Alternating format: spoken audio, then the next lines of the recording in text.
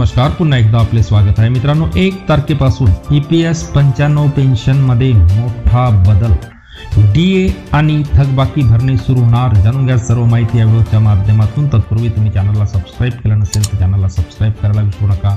सोबतच या बातमीला आपल्या मित्र परिवाराला सुद्धा शेअर करून व्हिडिओला लाईक सुद्धा करायला विसरू नका। तर मित्रांनो, EPS 95 पेन्शन अंतर्गत देशातील पेन्शनधारकांना मोठा दिलासा देणारी बातमी आहे। 1 एप्रिल 2025 पासून EPS 95 पेन्शन मध्ये अनेक महत्त्वाचे बदल लागू होणार आहेत। या बदलामध्ये किमान पेन्शन, महागाई भत्ता आणि थकबाकी भरणे यांचा समावेश आहे। लाखो पेन्शनधारकांचे जीवनमान सुधारण्यासाठी हे पाऊल उचलण्यात आलेले आहेत। तर सविस्तर पहा मित्रांनो, EPS 95 पेन्शन मधील बदल, प्रमुख मुद्दे कोणते आहेत पहा। सरकारने केंद्रीय अर्थसंकल्प 2025 अंतर्गत EPS 95 पेन्शन योजनेत अनेक महत्त्वाचे बदल सुचवलेले आहेत। यामध्ये पहिला बदल आहे किमान पेन्शन मध्ये वाढ।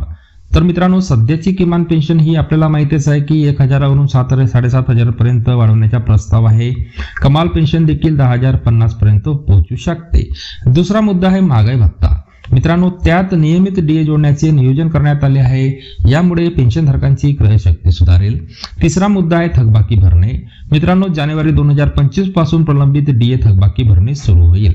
हे 4 हप्त्यामध्ये दिली जाणार आहे मित्रांनो। पहिला हप्ता आहे जानेवारी 2025, दुसरा हप्ता आहे फेब्रुवारी 2025, तिसरा हप्ता आहे मार्च 2025 आणि चौथा हप्ता राहील एप्रिल 2025।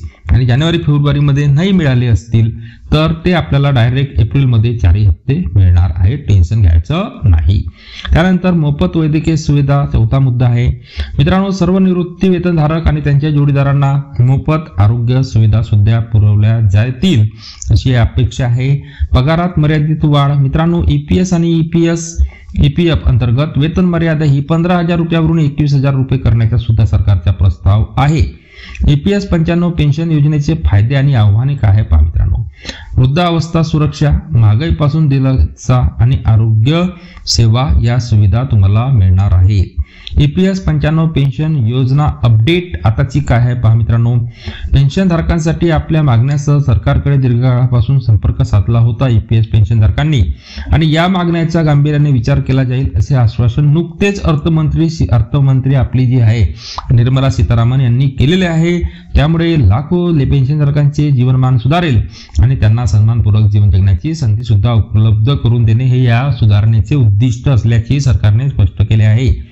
तर मित्रांनो, पुन्हा भेटूया पुढच्या व्हिडिओमध्ये नवीन अपडेट घेऊन। तोपर्यंत धन्यवाद।